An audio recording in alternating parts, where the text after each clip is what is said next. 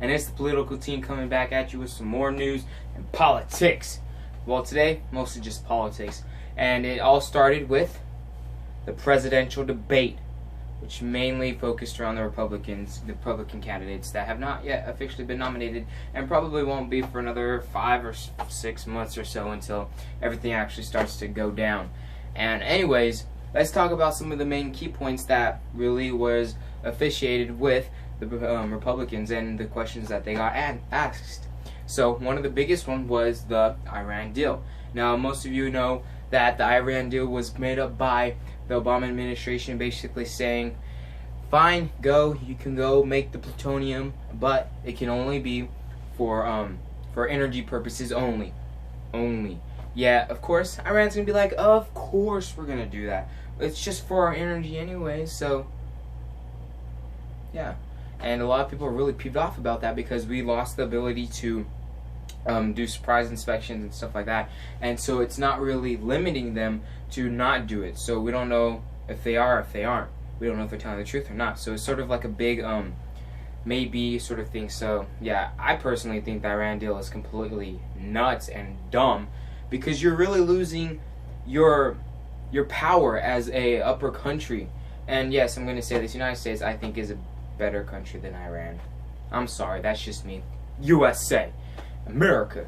No, but yeah, the Iran deal, I think, completely dumb. I think we should do something like that, but where we actually do enforce rules, we do enforce regulations, where we do surprise inspections and things like that, but that's all gone to hell. Anyway, sorry, the Republican debate, sorry. They basically all agreed with what I just said, which is funny because I'm a Democrat, so I don't know. It just ships it away. But like I said, no, actually I'm not a Democrat.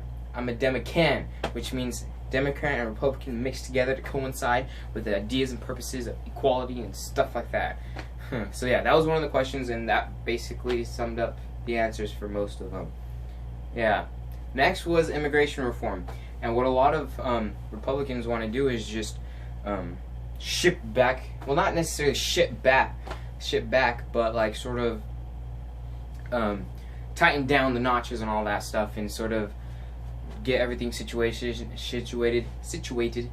within that type of thing. And I don't see a problem with that, because honestly, as it is right now, people are just coming across the border left and right, from there, from here, from everywhere. So yeah, I think it's important to sort of crack down on the borders, because then we might as well not even have a wall or any type of reforms or policies or regulations if people are just going to be coming across and stuff like that. So yeah, and again, that's what the Republicans said.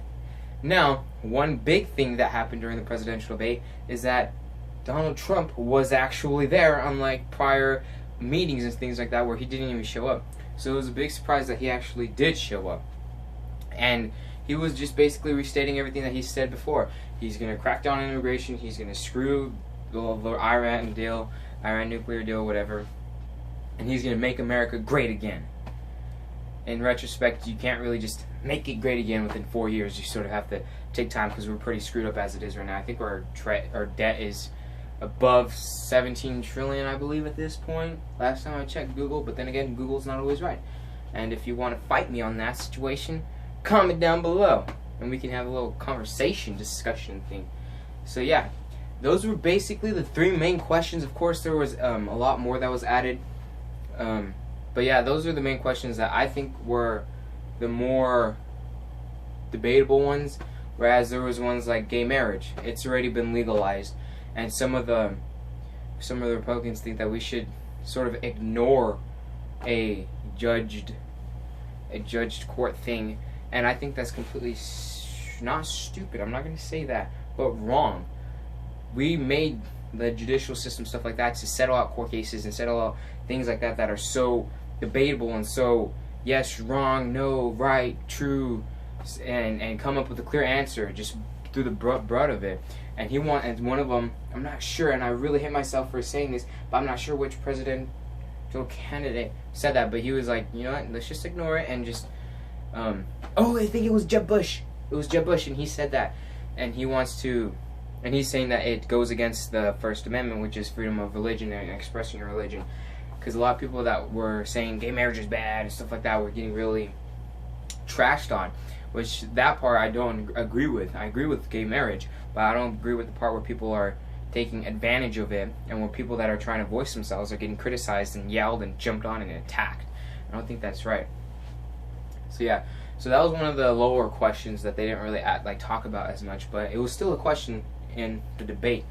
So yeah, that's pretty much for the debate part of the first presidential Republican debate. So yeah, that sums up that. So if you didn't watch that, you might as well just not even, because I just basically said all the important things. But on the topic of presidential candidates, let's talk about some Donald Trump, because he is obviously at the top right now. His poll is at 26%, and the thing that I love about him so much is that he's so honest. Well, not honest, actually. Scratch that. He's not honest, but he says what he means, and he says it but without sugarcoating it. You know what I mean? You know what I mean. But yeah, and just recently, I think it was either the other day, for me, probably a day for you ago, or whenever you see this, a Hispanic man in Boston was actually attacked. He was homeless, and he was attacked.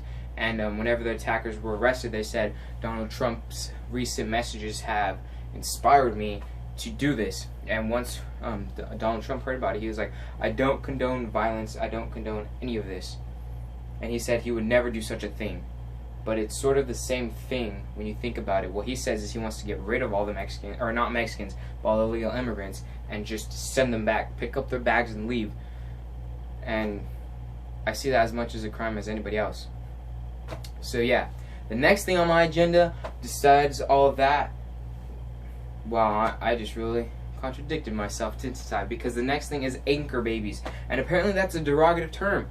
And a lot of the Republican candidates said that that's what they sort of want to do, and ban that sort of not amendment, but sort of get rid of that sort of regulation where before I continue, let me say what an anchor baby is. An anchor baby is basically saying if a pregnant person comes into the United States illegally and gives birth to that baby in the United States, regularly that baby would become an American citizen, and then the person would have to stay because you're the parent of an American citizen. And what a lot of the presidential candidates want to do is get rid of that. If you're a legal immigrant and you give birth in America, then that baby is still illegal because it is you. It's part of you. And they don't want them to be able to stay and stuff like that. So that's what an anchor baby is. And a lot of presidential Republican candidates would agree that that's wrong and just get rid of it. Me, I sort of don't have any opinion on it as of right now. I'm sort of leaning to the side that that's sort of correct, but then it's sort of not, because I don't know. But yeah, so enough with all the Republicans and presidential candidates. Let's get to some news. So what do I have for you today? Well, let's see. North Korea. Dun, dun, dun. North Korea. What are they doing? Well, just recently, I think it was on August 20th, they exchanged artillery fire back and forth at DMZ, and that really shook up the chains and rattles of old North Korea's military and stuff like that. And recently, Kim Jong-un just put all ground soldiers on wartime readiness. And this is all on the sudden approach of the annual joint military exercises between Seoul and Washington. There's about to be 80,000 troops. That's crazy to wrap around. 80,000 troops that are going to be doing exercises in South Korea. Now, of course, it's just an exercise, but it's still crazy to think that there's 80,000 people just out there with guns and stuff like that are just exercising, if you feel me. So, in response to that, North Korea has again announced this is a declaration of war. It's not exactly war, but it's a declaration of war, and so he has readied his troops to go fighting. Yeah! And Kim Jong-un, he's a complete dodo brain. He's just a complete totalitarian dictator, and I don't understand him at all. And personally, I think that we should just ignore him in a way that we don't forget about him, but we sort of just don't take his words into consideration in the fact that he's going to do what he says, because he said this over hundreds of times, that he's going to declare war on the United States, he's going to blow up the United States, he's going to invade the United States. He's even said the North Korean media have even said that they have the capabilities to launch a land invasion attack, or an attack invasion, on Washington, D.C. which I don't understand because you're in the Pacific Ocean and Washington, D.C. is in the Atlantic Ocean. You'd either have to travel across Asia, across Europe, across the Atlantic Ocean to Washington, D.C., or you'd have to travel across the Pacific Ocean, and then you'd have to battle your way intensely across the United States of America, which is probably the dumbest idea any country could ever have, to invade the United States of America.